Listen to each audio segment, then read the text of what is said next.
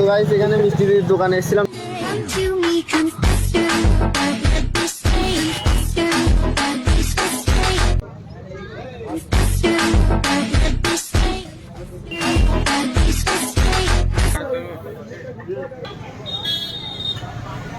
এদিকে এবার আমি একটু টেস্ট করে দেখি চাটা কেমন হয়েছে।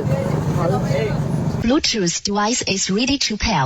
চাটা চার কোনো রিভিউ হয় না ভাই, আমি চার রিভিউ দিতে পারবো না, কারণ চাটা খাই না তো। কি রিভিউটা দাও তো, কি চাটা ঠিক আছে তো?